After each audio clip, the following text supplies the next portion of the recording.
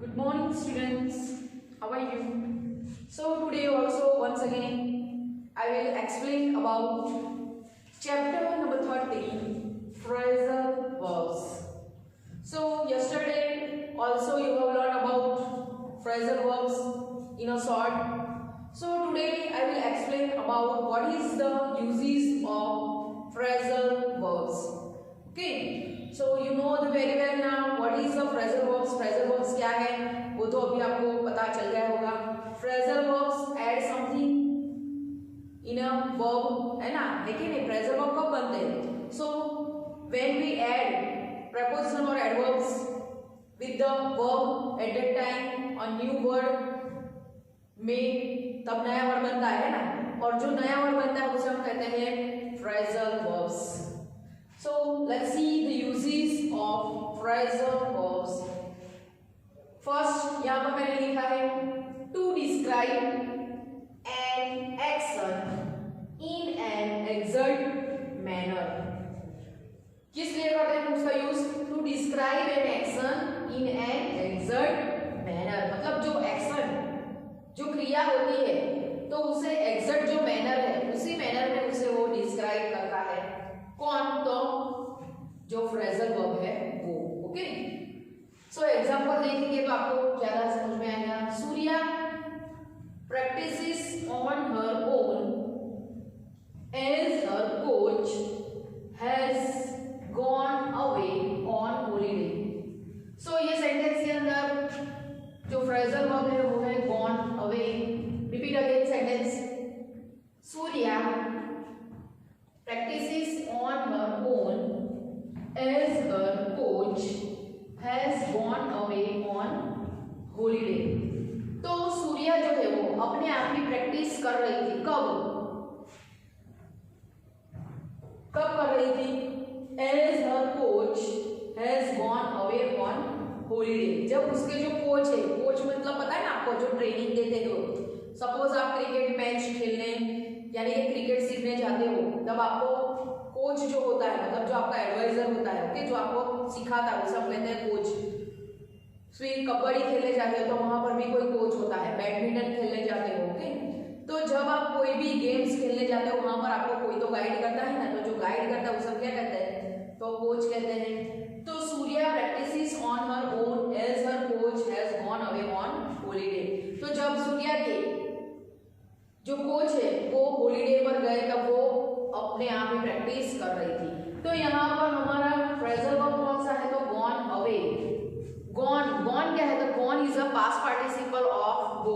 गो तो पता है ना, go is a main verb simple present tense, उसका पास्ट टेंस होता है वेंट, एंड गॉन है वो पास्ट पार्टिसिपल है.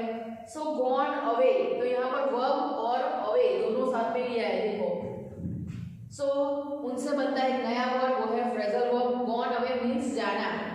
गो मतलब होता है जाना. गॉन अवे मीन्स वो हॉलीडे के लिए गए, लेकिन वर्ब जो मीनिंग है वो तो क्या होता है? एग्जैक्ट मैनर में निकलता है कि नहीं, इसलिए यहाँ पर किया है कि फ्रेजल वर्ब का यूज क्या होता है? तो describe an action in an exact manner. Okay, next देखो. The truth about the broken was came out yesterday. The truth about the broken vase came out yesterday. So ये sentence के अंदर phrasal verb है हमारा came out. Came क्या है? तो came is a past form of come. So what is the meaning of come? तो come का मतलब होता है आना. Okay. Yesterday my uncle came to my house. Simple sentence में बनाएंगे तो ऐसे लिखेंगे कल मेरे अंकल जो है मेरे घर आए थे. आउट का मतलब क्या होता है? तो आउट का मतलब होता है बाहर. तो यहाँ पर केम और आउट जब हम दोनों को मिलाते हैं तो क्या होता है? तो उसका मीनिंग होता है बाहर आना. ओके, बाहर आना. तो सेंटेंस ध्यान से रीड करो तो आपको समझ में आ जाएगा. The truth about the broken was came out yesterday. तो जो सत्य जो था, ब्रोकन वाज मतलब जो वास है, ओके, वो टूट गया होगा शायद, ओके, और उसका जो सत्य है तो वो केम आउट, कब उसका जो हकीकत है जो वो बाहर आया. किसी से गलती से टूट गया होगा, किसी ने बताया भी नहीं होगा, ओके, लेकिन कल, यस्टरडे मतलब कल, उसका जो सत्य है, जो ओरिजिनल जो बात है वो बाहर आई. केम आउट मतलब बाहर आना. ओके, तो ये सिमिलर मीनिंग एग्जैक्ट मीनिंग में हमें सेंटेंस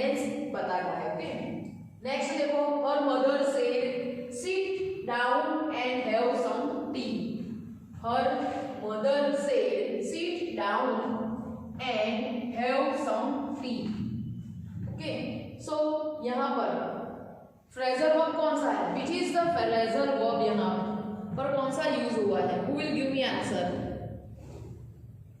सो यहाँ पर हमारा फ्रेजल वर्ब है सिट डाउन, मैंने अंडरलाइन भी किया है। सिट का मतलब क्या होता है, बैठना, ओके, और डाउन मीनिंग क्या है, नीचे।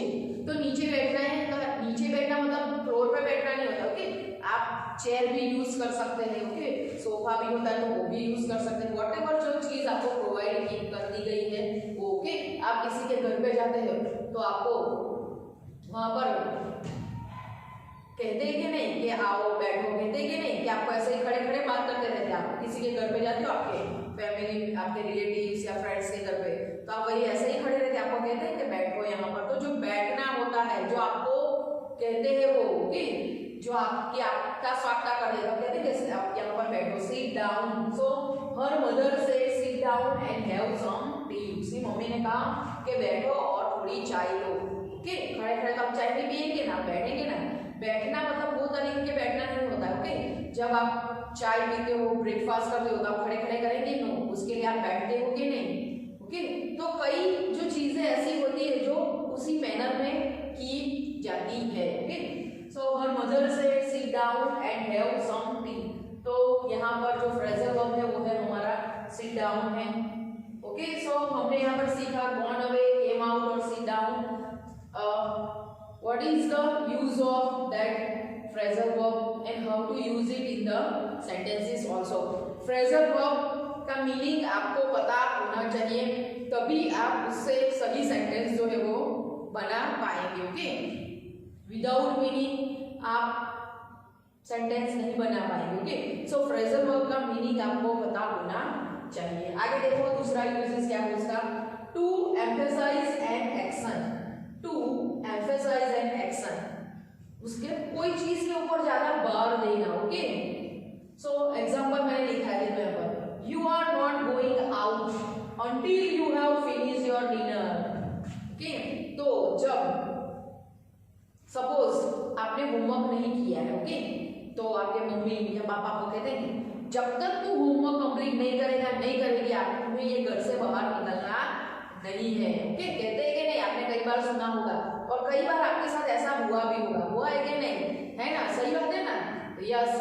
तो यहाँ पर वो आपको गुस्से में ही कहते हैं और जोर से भी कहते हैं कि आज आपने होमवर्क नहीं किया तो मैं आज आपको बाहर नहीं भेजूंगी, यार आज आपको खाना नहीं मिलेगा। तो एम्फेसाइज मतलब किसी को बार दे के बोलना, ओके।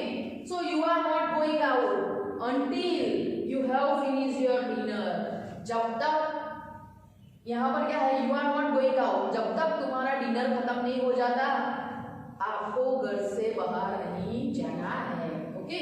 या फिर आप जहाँ पे डिनर करते होगे वो जगह भी आपको छोड़नी नहीं है। सो यहाँ पर स्ट्रिक्टली है, you are not going out until you have finish your dinner, जब तक डिनर खत्म नहीं होता आप यहाँ से बाहर नहीं जाएंगे।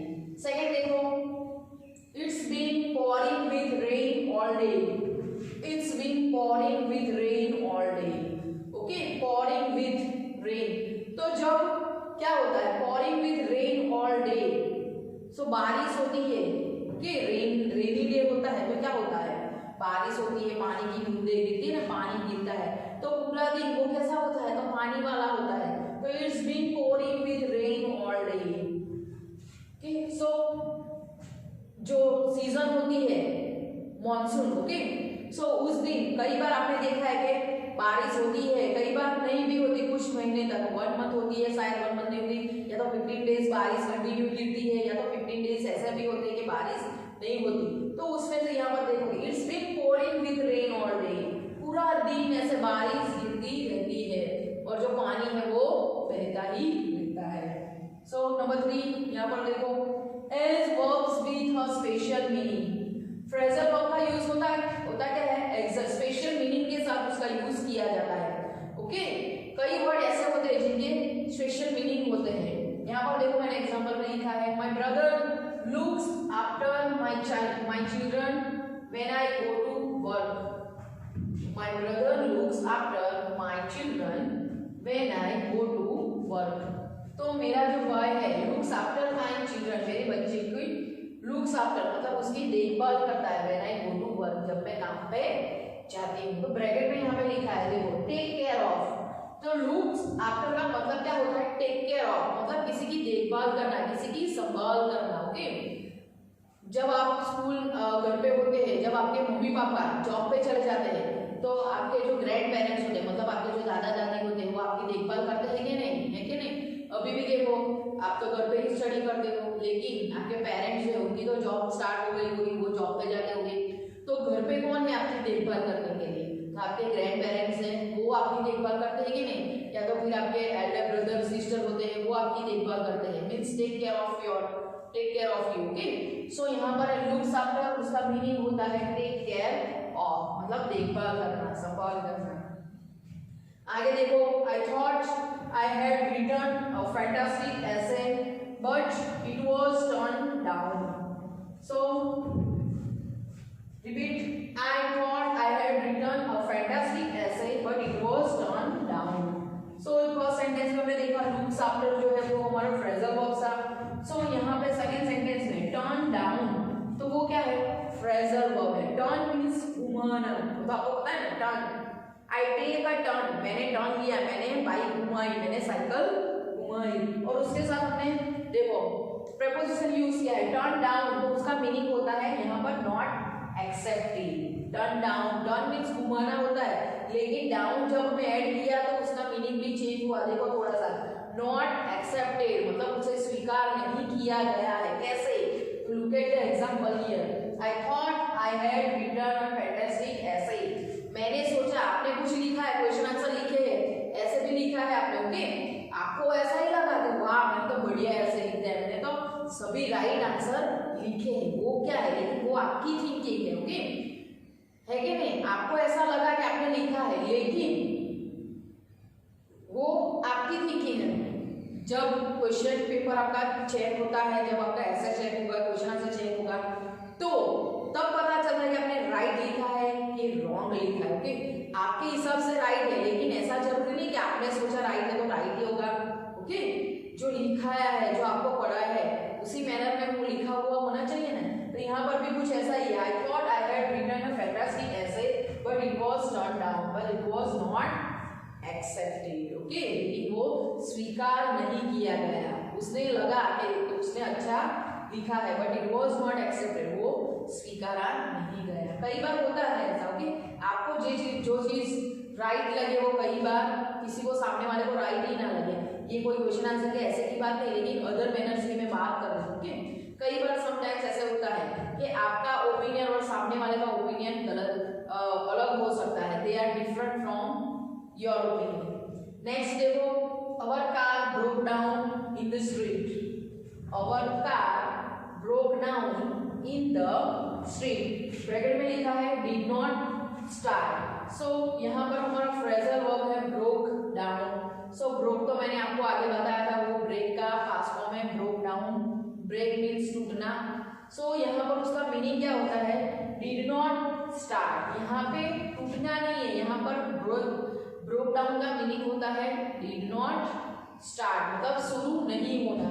सो our car broke down in the street means हमारी कार है वो कहीं गली में बिगड़ गई है, वो स्टार्ट नहीं हो रही। यहाँ पर ये मैनर है, मतलब कई बार मीनिंग चेंज भी होते हैं, it's suitable on the sentence, sentence के हिसाब से हमें सही फ्रेजल वर्ब जो है वो लिखना चाहिए। जैसे कि मैंने अभी आपको बताया कि जो मीनिंग है वो थोड़ा सा हमें ध्यान रखना है, उसको याद रखना है फ्रेजल वर्ब में। ओके, फ्रेजल वर्ब का यूज जो है आपको मीनिंग जान के उसका सही यूज करना है। Okay, so I hope you have understood in all the usages of phrasal verb. First हमने सीखा to describe an action in an exact manner, तो फ्रेजल वर्ब का यूज हम करते हैं एग्जैक्ट मैनर में। सो वहां पर हमने अलग अलग एग्जांपल भी देखे। सेकंड हमने सीखा टू एम्फसाइज एन एक्शन, कोई चीज पे जब हम बार देके उसको कहते हैं तब। और थर्ड यूजेस हमने सीखा as verbs with a special meaning, कोई वर्ब जो है उसको हम स्पेशल मीनिंग के साथ भी यूज करते हैं। जैसे कि यहाँ पे देखो लुक्स आफ्टर, तो उसका मीनिंग होता है टेक केयर ऑफ। फिर यहाँ पर हमने सेकंड में देखा turn down means not accepted, और लास्ट का ब्रोक डाउन का मतलब होता है did not start. Her bar same meaning नहीं निकलता है, कई बार मीनिंग डिफरेंट भी होते हैं। Okay, so I hope you have understood have to write down all the things in your English grammar notebook with the good handwriting. आपको अच्छे writing से आपकी इंग्लिश ग्रामर की जो नोटबुक है उसमें ये सारी चीजें लिखनी है और साथ में रीड भी करना है।